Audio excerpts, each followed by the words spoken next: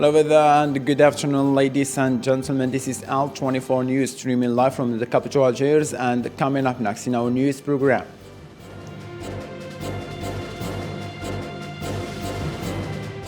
The United Nations Secretary General Antonio Guterres has traveled to Moscow to meet the President Vladimir Putin.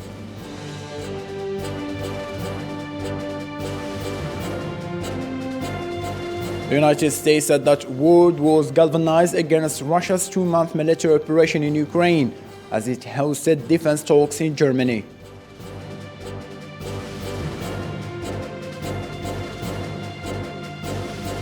Zionist anti troops killed a Palestinian and wounded 3 others during an arrest raid in the occupied West Bank.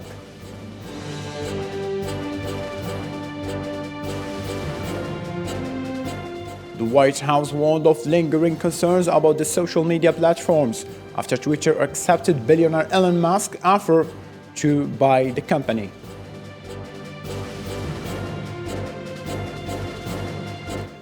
UN Secretary General Antonio Guterres and Turkish President Recep Tayyip Erdogan on Monday reaffirmed their determination to find a way out for the conflict in Ukraine and create the conditions necessary to end the suffering of civilians. Farhan Haq, deputy spokesperson for Mr. Guterres, announced the UN Secretary General arrived Moscow today to have a working meeting and lunch with Russian Foreign Minister Sergei Lavrov. He was also received by the Russian President Vladimir Putin. The Ukrainian president said in an evening speech that everyone in the world now agrees that it is in Ukraine that the destiny of Europe and of the world security is being played out. Let's have a listen. Everyone in the world, even those who did not openly support us, now agree that the destiny of Europe, the destiny of the global security, and the fate of the democratic system is in Ukraine. Sergei Lavrov, Russia's foreign minister, warned that world not to underestimate the dangers of nuclear conflict and claimed that NATO was engaging in a proxy war with Russia by delivering arms to Kiev. In a televised interview, Russia's top diplomat warned Ukraine against provoking World War III and said that the possibility of a nuclear conflict should not be underestimated. The risks are really considerable, and I would not want to elevate those risks artificially. Many would like that. The danger is serious, real, and we must not underestimate it. Moscow is accusing NATO of engaging in a proxy war, creating a real risk of nuclear war, adding that Western weapons will be a legitimate target for Russia's military acting. The Russian foreign minister's commands came as the U.S. Secretary of Defense prepared to meet with representatives from 14 nations to discuss arming in Ukraine. Ukrainian foreign minister said he regarded Russia's scaremongering as a sign of weakness. Lloyd Austin said the U.S. wants to see Ukraine remain a sovereign, democratic country, but also, I cite, to see Russia weakened to the point where it can't do things like invade Ukraine. Austin's command appeared to signal a change in U.S. strategic intentions, since the U.S. had previously stated that the purpose of American military aid was to help Ukraine win and defend Ukraine's NATO allies against Russian threats. The Russian deputy ambassador to the UN denies that Moscow has chemical weapons, adding that Russian forces would have nothing more to gain by using them in Ukraine. He also declared that the Russian Ministry of Defense is collecting information about Kiev, preparing for accusations for Russia backed by the US. I don't remember that.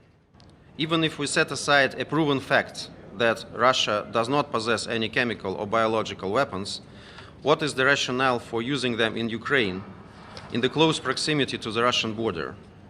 Clearly, in the wildest theory, we would gain nothing more than we would get by conventional means.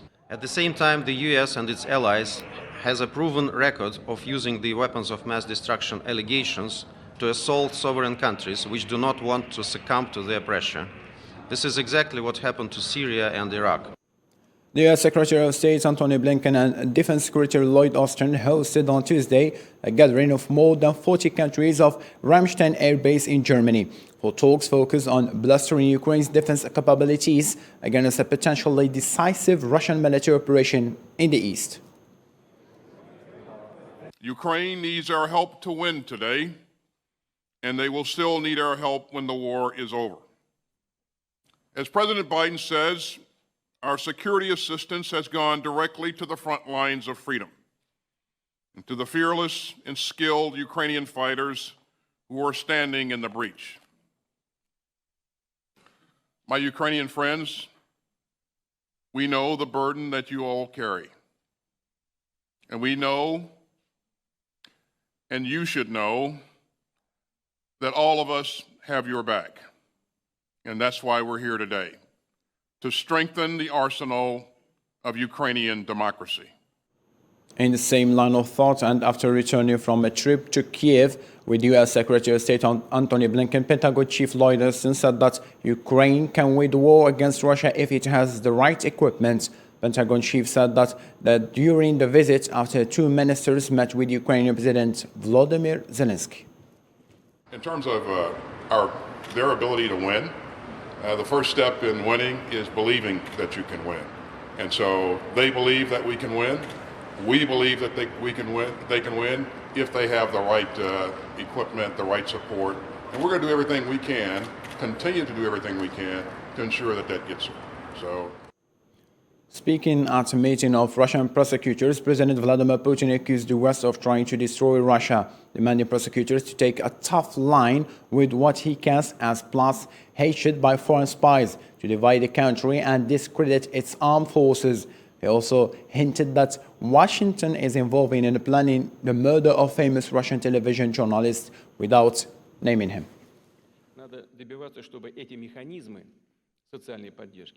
This morning, the Federal Security Service blocked the activities of the terrorist group that planned the attack and murder of the well-known Russian television journalist. We know by name the heads of the Western secret services, above all the CIA, who work with the Ukrainian security services. Apparently, the CIA gives such advice. So much of their attitude towards the rights of journalists, towards the dissemination of information, and towards human rights in general. Ursula von der Leyen, President of the European Commission, has made her first official visit to New Delhi, where she addressed climate change, trade and security cooperation. Islam Sidon, what's follow? Ursula von der Leyen, President of the European Commission, came in India on Sunday for a two-day visit aimed at reinforcing ties between the European Union and India, and as part of the Western efforts to encourage New Delhi to reduce ties to Russia. Her trip began with talks on energy concerns and a visit to New Delhi's Energy and Resources Institute, where she met young climate activists. On Twitter, von der Leyen said that the European Union is on the road to climate neutrality with the EU Green Deal. On Monday, the EU had met with the Prime Minister Narendra Modi in a bilateral meeting as part of her agenda. I'm very glad that the new Prime Minister and I agreed to put in place a Trade and Technology Council. The war in Ukraine took center stage of the visit, in which she aimed at strengthening strategic ties with India that displays its neutrality in the face of the conflict. The outcome of the war will not only determine the future of Europe, but also deeply affect the Indo-Pacific region and the rest of the world. According to the Commission's president, who spoke in New Delhi on Monday, the conflict poses a threat to India's regional security. What happens in Ukraine will have an impact on the Indo-Pacific region. It already has. It's worth noting that the visit is von der Leyen's first official tour to India. Another tweet of her praising EU-India relations, saying that solid friendship has been built over the last 60 years and would like to take their cooperation to the next level. The Palestinian Ministry of Health says that Zionist forces have killed a Palestinian man during a raid on a refugee camp in the occupied West Bank, in what the army described as an operation counter-terrorism, which sparked violent riots. The man was identified as 20 years old Ahmed Ibrahim. The Ministry of Health said that he suffered serious injuries after having been shot in the head in the early hours of Tuesday. The UN envoy for the Middle East calls on the Zionist Institute to carry out systematic and transparent investigation into a into all cases of excessive use of force following the violence that occurred on the path of Al-Mosque in Al-Quds. The UN Security Council has seen a heated debate over the Palestinian cause and the Zionist violence against civilians in Al-Quds during the holy month of Ramadan, after long silence over the Zionist assault against worshippers in Al-Aqsa Mosque, which has shown the offensive attitude of the occupation forces in Palestine. Most representatives criticized the Zionist entity of their abuse of using force against unarmed civilians in the esplanade of the holy site. Tor Wensland, UN Special Coordinator for the Middle East peace process, said that 23 Palestinians, including 3 women and 4 children, were killed in clashes with Zionist forces, and 541 had been injured by police and settlers. Perpetrators of all acts of violence must be held accountable and brought swiftly to justice. Security forces must exercise maximum restraints and use of lethal force only when strictly unavoidable in order to protect life. I'm particularly appalled that children continue to be killed and injured. I urge Israeli authorities to conduct thorough and transparent investigations into all instances of possible excessive use of force. UN representatives urged the Zionist entity and its security forces to exercise maximum restraint and use of lethal force. Wensland also stated that the situation in Palestine needs a collective effort to decrease violence and halt the settlement activity, which Palestinians consider a provocation. Collective efforts are needed to address the conflict drivers, reducing violence and halting settlement activity, while shoring up the Palestinian Authority's fiscal stability and strengthening Palestinian institutions are crucial. Steps to improve economic conditions must be implemented in a way that lays the foundation for a return to a meaningful political process. Special Coordinator for the Middle East peace process, Wensland, stated that despite his hope that this month and its holidays would be a peaceful and celebratory time, the period has been marked by violence. In Al-Quds, the situation remains relatively calm despite violent clashes between Palestinians and the Zionist security forces at the holy site. 3 NATO warships reached the southwestern Finnish port of Turku on Monday to train with Finland's navy as Helsinki considers the possibility of joining the US-led alliance amid increased tension with Russia over Ukraine. The 2-day exercise set to commence on April 28 will prepare the Finnish ships to take part in NATO response force in 2022 and focus on mine countermeasures and working in multinational framework.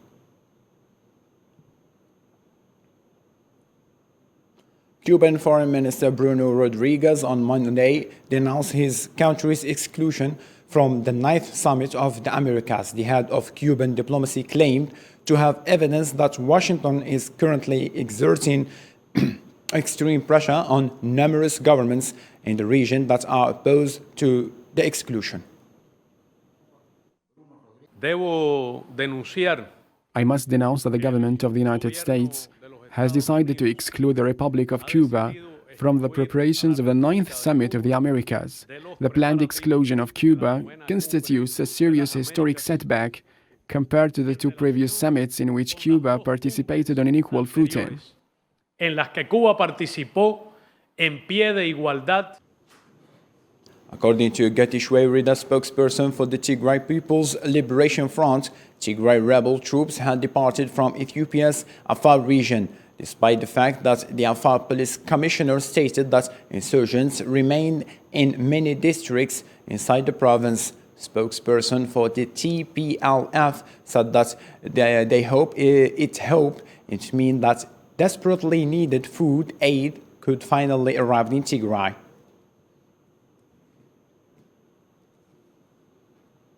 As worries mounted that Chinese capital like Shanghai might be placed under strict lockdown, Beijing initiated extensive coronavirus following the discovery of hundreds of cases in the city in the recent days. Beijing officials have ordered everyone in 12 key districts, which account for the majority of the city's population, to undergo 3 rounds of PCR testing.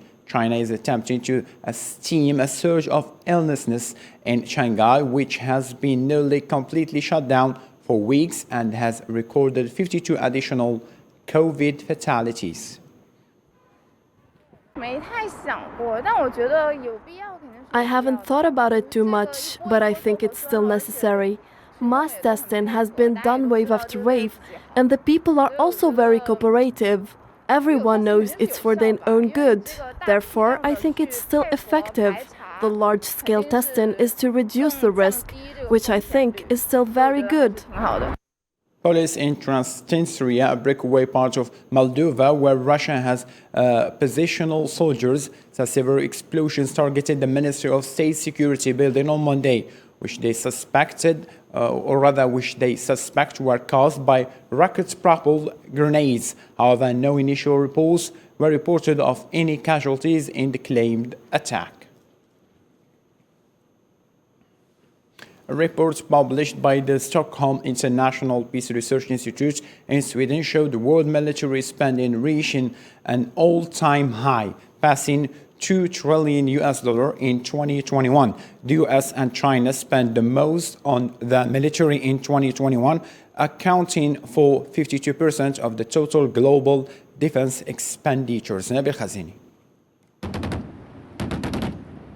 For the seventh consecutive year, world military spending continued to grow in 2021, reaching an all-time high of $2.1 trillion, according to new data published by the Stockholm International Peace Research Institute. Countries around the world increased their arsenals, with global military spending rising by 0.7% last year. Military spending, it's not only arms spending. People tend to equate those two things. Of course, military spending covers arms spending and arms procurement, but it's much more than that. We have personnel costs, we have research and development, sometimes we have peacekeeping operations and the costs that are involved.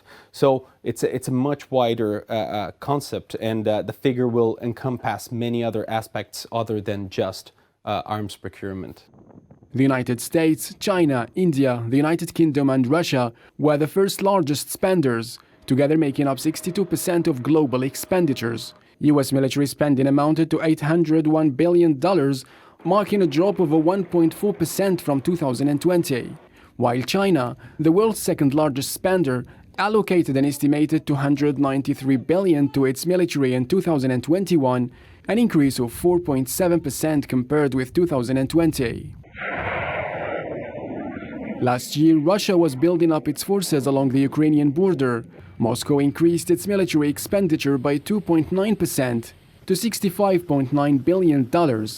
And one interesting thing that happened with Russia's military spending in 2021 was that it was revised considerably higher upwards throughout the year. So the difference that we have between the December 2020 figure for the year 2021 and the final actual expenditure figure was 14% higher. So throughout the year, it really revised its spending upwards. But the unprecedented flow of arms to Ukraine and the rise in military spending by European nations to strengthen their defenses are threatening to undermine development aid to the world's poorest nations. According to media sources, North Korean leader Kim Jong-un said he would speed up development of its nuclear arsenal while overseeing a massive military parade that displays his most powerful intercontinental ballistic missiles and other weapons on the anniversary of the founding of the Korean People's Revolutionary Army.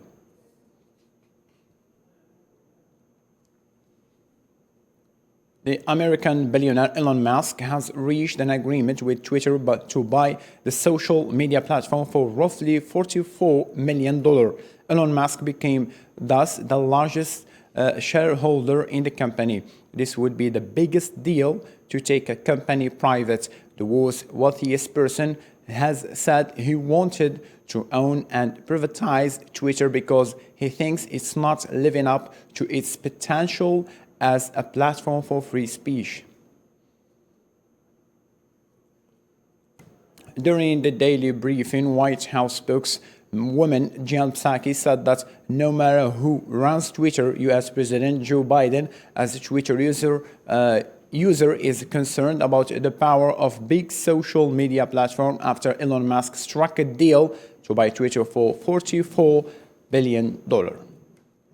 Well, I'm not going to comment on a specific transaction. What I can tell you as a general matter, no matter who owns or runs Twitter, the president has long been concerned about the power of large social media platforms, the power they have over our everyday lives, has long argued that tech platforms must be held accountable for the harms they cause. He has been a strong supporter of fundamental reforms to achieve that goal. Ladies and gentlemen, let's have a reminder for our main top stories. United Nations Secretary General Antonio Guterres has traveled to Moscow to meet Vladimir Putin.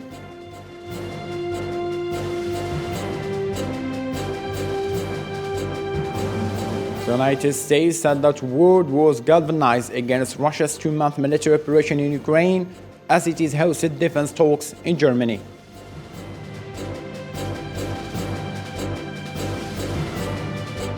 Zionist Entity troops killed a Palestinian and wounded 3 others during an arrest raid in the occupied West Bank.